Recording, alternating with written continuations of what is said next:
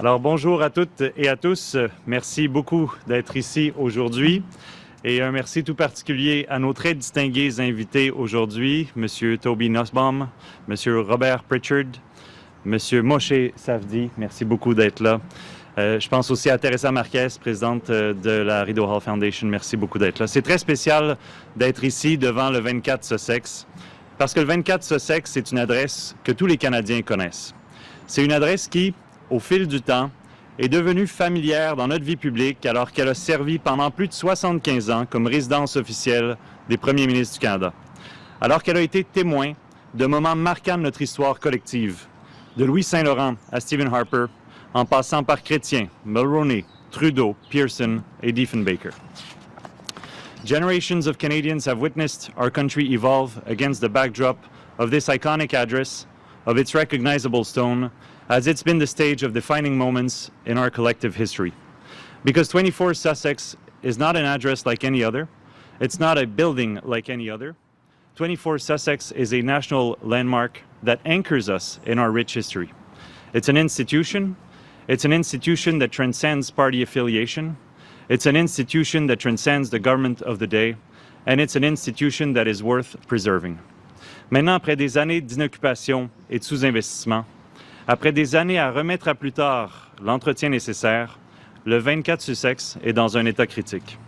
Et ne pas agir, c'est un choix en soi. Et en mon sens, c'est un choix qu'on ne peut pas se permettre. Au contraire, on se doit, face à l'histoire et face aux générations qui vont nous suivre, de préserver et de protéger ces lieux qui nous définissent comme pays, ces lieux qui font partie de notre patrimoine, qui font partie de notre passé et qui désormais vont à nouveau faire partie de notre avenir.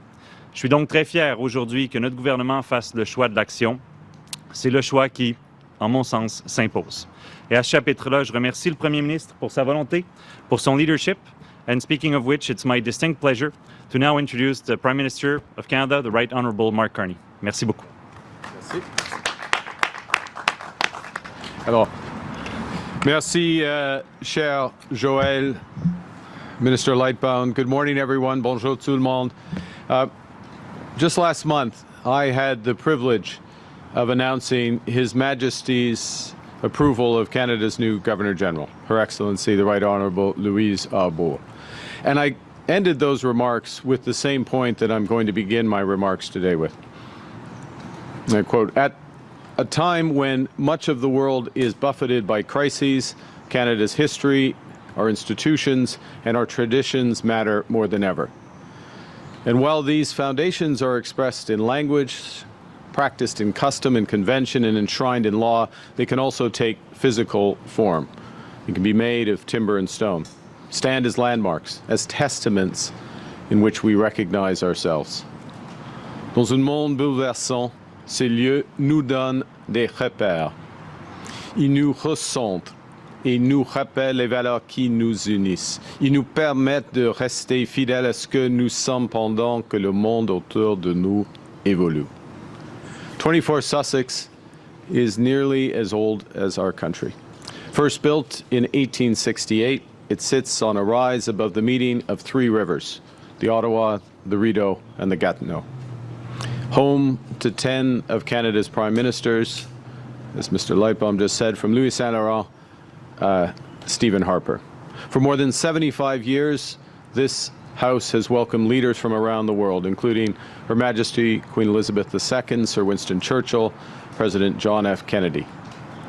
24 Sussex Drive is more than a residence. It's greater than a mere backdrop to history. It's a symbol of the public office of the head of our federal government and of the democratic traditions that office represents. And yet, it has not been cared for with the respect that it deserves. And after decades of deferred maintenance and neglect, this house sits empty. It's been uninhabitable for more than a decade. Now, for years, many have agreed that 24 Sussex should be saved, but it was left to language, and so the damage spread, and the repair costs climbed. And now it's in critical condition. So today, our government is acting to renew this building, restore this institution, preserve our history, protect our heritage and traditions for generations to come, because that continuity matters. A nation is more than the people who live in it today. It includes everyone who came before us and everyone who will come after. Our institutions are how we carry forward what we were given and how we pass that on, at least intact, ideally improved, to those who follow. 24 Sussex Drive is one of these institutions, and we will not let it crumble. We will set it right. Today, we're launching a national design and build competition to restore 24 Sussex Drive, to become, once again, a secure, accessible, and sustainable official residence and a working venue for Canada's future prime ministers. We will do this in a manner that reflects the very best of Canada. Et pour obtenir ce qu'il y a de mieux, il faut faire appel aux meilleurs talents. C'est exactement ce que nous allons faire. Le concours de conception-construction qui vise à rénover le 24 Sussex sera ouvert aux entreprises canadiennes pour que le savoir-faire, le talent et l'excellence du Canada soient au cœur même de ce projet. L'Institut royal Architecture du Canada aidera à définir les paramètres du concours et réunira une jury indépendant composé de Canadiennes et de Canadiens d'exception, des chefs de file en architecture, en conservation du patrimoine et en conception. Il sera présidé par Moshe Safdie, l'un des architectes les plus respectés au monde. Un grand merci à vous, monsieur. Celui qui a signé le Musée des Beaux-Arts du Canada, bienvenue, monsieur Genet. Le Library Square à Vancouver, le Habitat 67, cette audacieuse prouesse architecturale réalisée à l'occasion de l'Expo 67 et plusieurs d'autres à travers le monde. We are calling for proposals that are ambitious, achievable, and cost-effective. The competition will be open to eligible Canadian firms, putting Canadian design excellence at the center of the project. As I said, the Royal Architectural Institute of Canada, drawing on its expertise supporting major architectural competitions, will provide advice on the competition framework, establish an independent jury of distinguished Canadian experts in architecture, heritage conservation, and design. Chaired by Moshe Safdie, one of the world's most celebrated and accomplished architects, the jury will provide the key input to make the proposals and make their recommendation. To assess the proposals and to make their recommendation to Cabinet. The winning team will be responsible both for the design and the reconstruction of 24 Sussex, so they will need a credible, disciplined plan to see it through. A plan to bring the building to life on time, and to a standard worthy of the country that it serves. So we're turning to the country's most innovative architects, designers, and builders for solutions to find the most ambitious, exciting, and affordable solutions. The winning proposal will be announced by Canada Day next year. Afin de réduire encore plus le coût pour le gouvernement, la Fondation Rideau Hall mènera une campagne nationale de financement avec pour objectif de recueillir la totalité ou la majeure partie des fonds nécessaires à la réalisation de ce projet. Cette initiative offrira aux Canadiennes et aux Canadiens et aux organisations philanthropiques de partout au pays l'occasion de contribuer directement au renouveau de lieux emblématiques qui appartiennent à chacun d'entre nous. I would like to express my personal and deep gratitude to Prime Ministers Stephen Harper and Jean Chrétien for advocating for the renovation of 24 Sussex as the residence of the Prime Minister. I would also like to thank Prime Ministers Joe Clark, Kim Campbell, Paul Martin, and Justin Trudeau, who, together with Mila Mulrooney, have expressed their support for this renovation. As with everything our government undertakes, it's not just about what we build, it's about how we build and why we build. 24 Sussex will be built by Canadians for Canadians. Nos institutions ne pas fortes et vivantes par elles-mêmes. Chaque génération doit faire le choix et les renouveler, de réparer ce qui a été négligé et de renforcer les fondations sur lesquelles les générations à venir vont s'appuyer. C'est le choix que nous faisons aujourd'hui. Et nous allons le faire à la canadienne, en misant sur le talent, le savoir-faire et l'excellence du Canada. Now, while 24 Sussex is a symbol of the office it serves, it must also be a home. And the women and men who will lead our country in the future will need a residence for their families. I may not look like it, but my kids are already grown. And I will never, in any event, live in 24 Sussex Drive. But future prime ministers will undoubtedly need to raise their children here as they lead our country. So we'll restore it so they may do so safely and securely.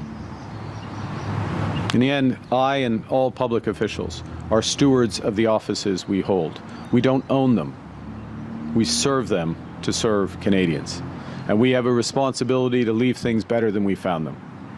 Notre responsabilité n'est pas seulement de respecter celles et ceux qui occuperont ces fonctions après nous. Nous avons aussi un devoir envers les Canadiens et Canadiennes, celui de préserver et de renforcer les institutions qui leur appartiennent. Let me close with this. Canadians rightly expect their leaders to take decisions where the benefits may only be realized long after they're in office. And this is the type of decision we're taking today, because good stewardship demands it, and because Canadians rightly expect it, and because the future of our institutions, all our institutions, depends on us leaving them better than we found them. We have to apply that principle comprehensively, not selectively. Thank you very much, and I look forward to your questions. Nous allons commencer la conférence de presse. We will now begin with questions. We'll do one question. Excellent. Bonjour, madame. Yasmine Lédy, Radio-Canada. Est-ce que vous avez choisi ce modèle de financement parce que l'État canadien n'avait pas les moyens de pleinement financer la rénovation du 24 Sussex? Et comment est-ce que vous allez garantir que ce processus va être à l'abri d'influences indues et que des particuliers ou des organismes ne vont pas faire des dons pour obtenir quelque chose en retour? OK. Merci pour vos questions. Tout d'abord, le Canada, le bilan du Canada est fort. OK, d'être absolument clair, nous sommes un pays de AAA, le crédit le plus solide du monde. Nous avons des moyens, mais c'est une question des choix du gouvernement, comment on utilise les moyens. On utilise les moyens pour l'infrastructure de communauté, pour le logement abordable, afin de bâtir un pays plus fort, plus résilient, plus indépendant, tout cela. De donner un coup de pouce pour les Canadiens et un pont vers le meilleur avenir. Alors, il y a l'occasion, grâce à Fondation Rideau, grâce aux efforts des anciens premiers ministres, grâce à des initiatives de plusieurs Canadiens, il y a l'occasion de réduire les coûts, peut-être la majeure ou peut-être en totalité le coût de la rénovation. Et on va prendre cette occasion avec le processus de Fondation Rideau et en même temps, on utilise une concurrence design-build, conception-construction, afin de rendre une discipline dans le processus. Parce que c'est facile d'être... c'est pas facile, je m'excuse, Monsieur Safdie, c'est pas facile d'être un architecte, mais on peut designer une maison incroyable, mais il faut avoir un budget et il faut avoir la responsabilité de construire cette conception. Point final. Parce que vous avez soulevé les questions d'influence et tout cela. Et ça, c'est un aspect de génie de ce processus. Parce que c'est la Fondation Rideau qui va être responsable pour le processus d'enlever, d'atteindre des fonds philanthropiques, des fonds des individus, des Canadiens. Mais la Fondation Rideau n'aura aucune influence sur les décisions du Conseil présidé par M. Safdie, parce qu'ils seront des experts qui vont décider, faire des décisions. Alors, c'est une des grands avantages de ce processus. Merci. Une question, next question. Bonjour, M. Carney. Bonjour, DG madame. Bureau, Radio-Canada. Sur un autre sujet, cette année aux États-Unis, il y a des milliers de migrants qui ont été arrêtés par des agents masqués de l'ICE, détenus dans des conditions qualifiées d'inacceptables par de nombreux experts. Certains demandeurs d'asile expulsés vers des pays autres que leur pays d'origine. Compte tenu de ces pratiques, j'aimerais savoir si vous considérez toujours les États-Unis comme un pays sûr pour les demandeurs d'asile.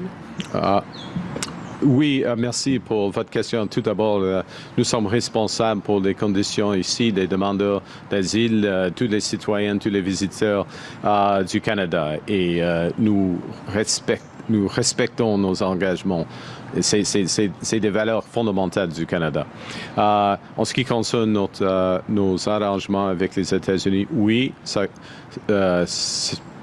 on continue d'avoir cette relation avec les États-Unis. Ils ne sont pas parfaits, mais on garde cet arrangement. Merci. Prochaine question, next question. David Aiken, Global David. News. Good morning, Prime Morning. Minister. Just a little bit double-barreled here. Just wondered your impressions. I'm certain you've been inside here meeting with Prime Ministers Harper or Chrétien at some time over the years. So just your impressions. But also, the design team's going to have to work with, I assume, a budget envelope. So I wonder if you could talk about what do you expect the bill to be, or you'll ask the design team to work in. And what does it say that a G7 country like Canada, in developing its own patrimony, is too cheap to pay the full bill, that you got to pass the cap to pay for renovations of a place like this? So what's it going to cost, and why are we going to pay for the thing? Well, a couple of things. So that was a triple barrel, if I could count. The first one, I've only been inside once when it was functioning with Prime Minister Martin. And I met Prime Minister Harper in his office, one of his offices.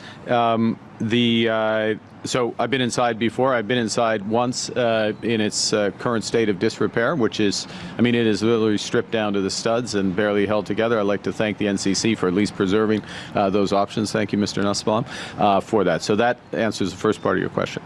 What does it say? Look, one of the things that has struck me over the course of the last 15 months or so has been the amount of interest in supporting the renovation, a sense of ownership and responsibility of a number of Canadians that this is their house.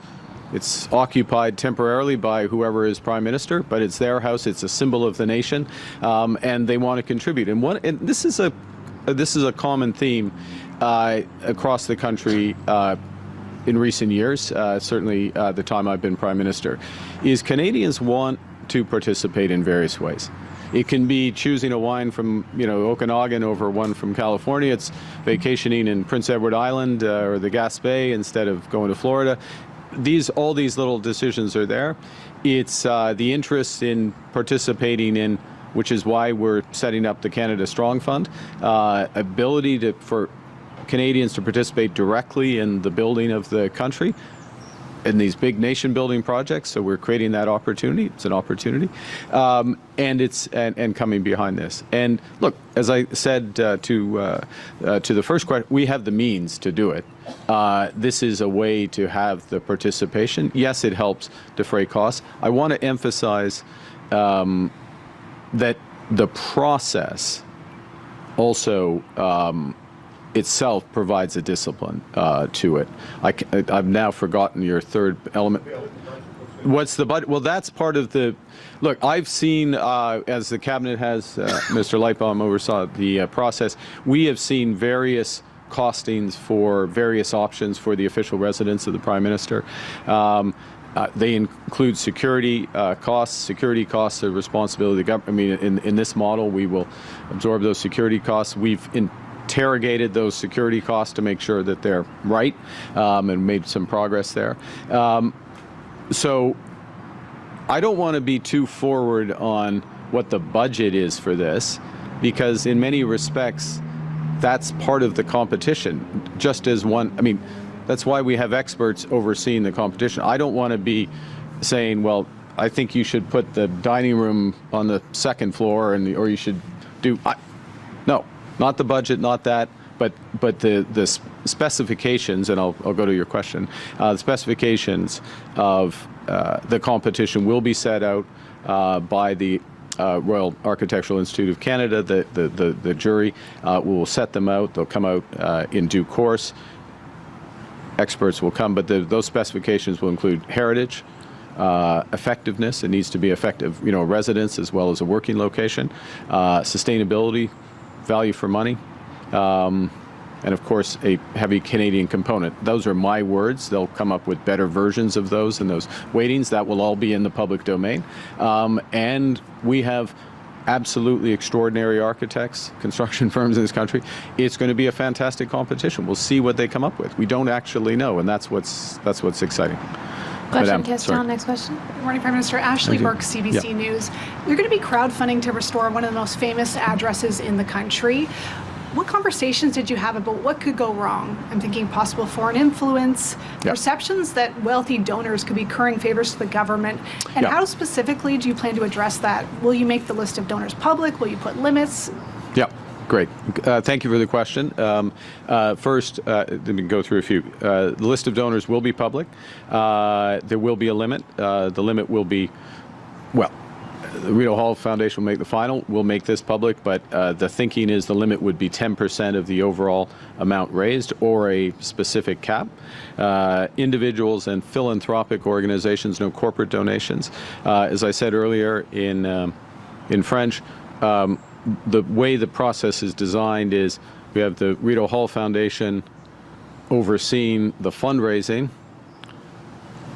no influence at all on the decisions made by the experts in terms of what is the right design that balances all those various factors, and obviously ultimately, and transparency. Did I mention publication of all the donors, etc.?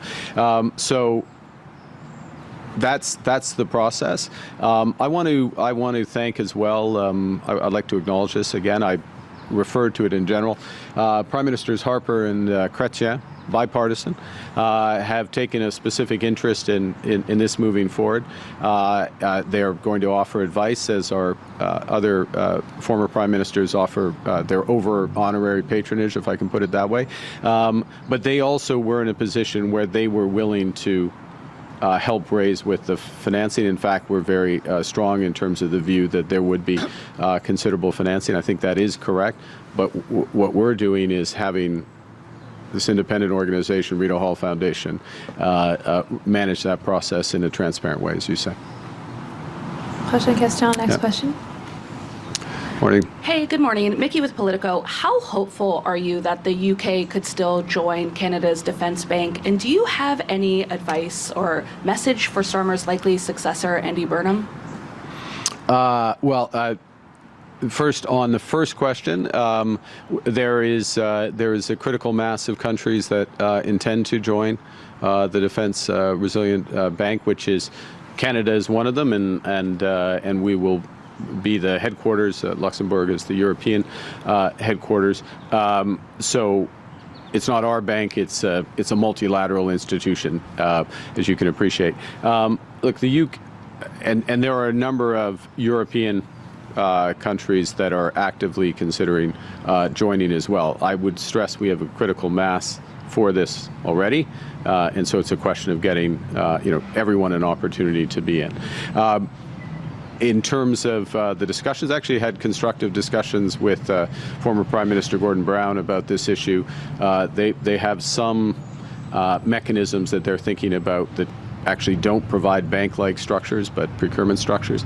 I look forward to discussing with the incoming Prime Minister of the UK.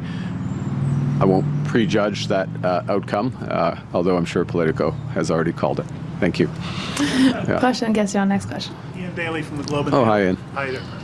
A lot of questions have been asked, but what did you think of former Governor General Mary Simon's view that the Prime Minister should not live on the grounds of Rideau Hall, that was inappropriate? And also, how is Rideau Cottage working out for you as a resident, given that obviously the goal is to get back to this residence? Well, I thank Her Excellency for her service. I would take that comment as an observation consistent with what we're doing today, which is that there is an official residence of the Prime Minister, and respecting the institution and building this. I'll just refer back to my comments here, which is the motivation for what we're doing. How is Rideau? Look, it works as a place to live, and I'm grateful for the RCMP and the security that's provided. It isn't the official residence of the Prime Minister, and I feel a responsibility shared by Minister Lightbound and the Cabinet to fulfill our core role as government is to improve the country, leave it better than we found it in all respects, and this is one respect in order to do it. So Rideau Cottage is not the long-term solution. It is where I will live as Prime Minister, just to be clear. This is for future Prime Ministers and really for Canadians in restoring one of our institutions. Thank you. Question, Cassiano's question. In Austin, the New York Times. What message do you have for hospitals, universities, medical charities in general, about why the government thinks it's necessary to compete against them for donations for this project? Look, a country, we have to do many things at the same time. We have to build physical infrastructure as a country. We have to reinforce our defense, reassert our sovereignty in the Arctic. We have to invest in medical technologies, which we will be doing. We need to invest in our people, social services. As individuals, the same holds. Decisions in terms of supporting the arts, supporting humanitarian causes around the world, supporting direct charity in your community. And individuals make those decisions, and we very much respect. This is a response. The structure here is a response to incoming interest in supporting this project. Okay, it is a response. And Ian, I know you're from the New York Times, and I'm going to message for Americans. Okay, you can pass this message out. Canadians believe in Canada. Canadians are getting behind this country. Canadians are making decisions with where they travel, where they purchase, who they support, the institutions they support. They're coming together and supporting our country. And we are building this home of the Prime Minister of a G7 country for centuries. That's what we're doing today. Question, Cassian, next question. Abigail Beeman, CTV News. Hi, Prime Minister. There are a lot of people listening to you who work in industries that are hard hit by American tariffs, and I'm wondering what you would say to them about why you didn't raise CUSMA with the President when you spoke to him and when you plan to. I raised issues around messages is clear, but thank you for your question. I raised CUSMA with the President. I have multiple interactions with the President.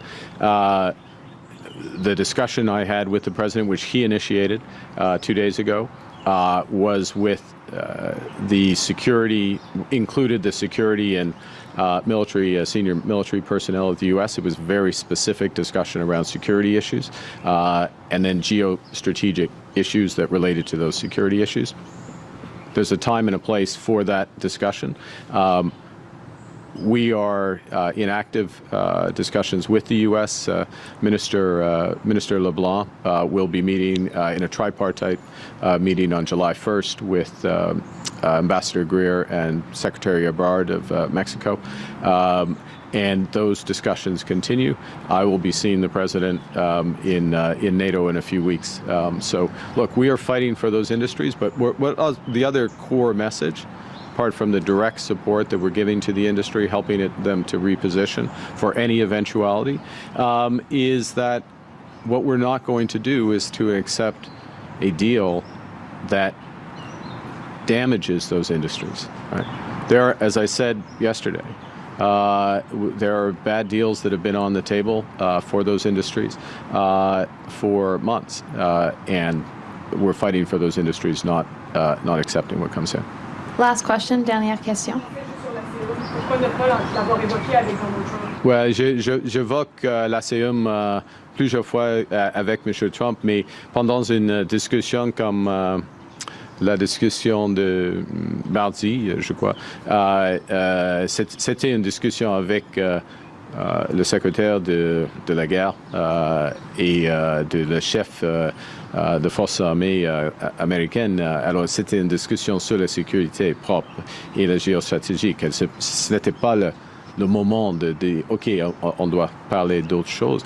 Mais on parle souvent, il y aura une réunion, par exemple, le 1er juillet à Washington avec l'ambassadeur Greer, M. Leblanc et M. Ebrard de la Mexique. Merci. Hi, Prime Minister. Mark Ramsey with the Toronto Star. There's a growing list of deliberations and government decisions that you're excluded from because of your various conflict of interest screens.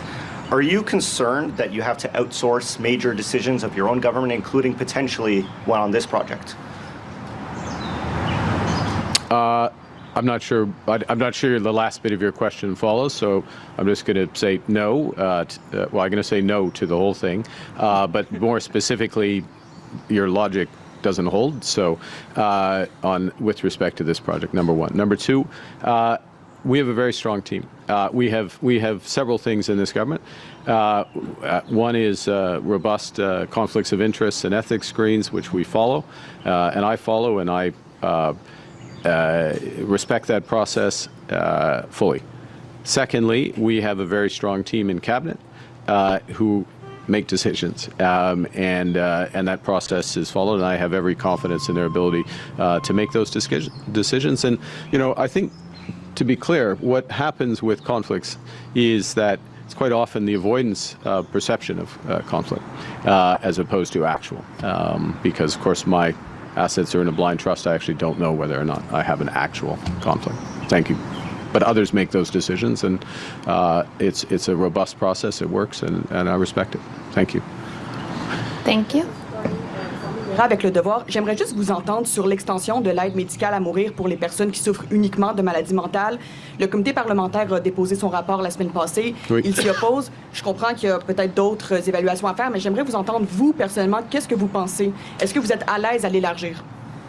Bon, ce sera une décision du gouvernement, mais il y a un rapport après beaucoup de réflexions, beaucoup de témoignages.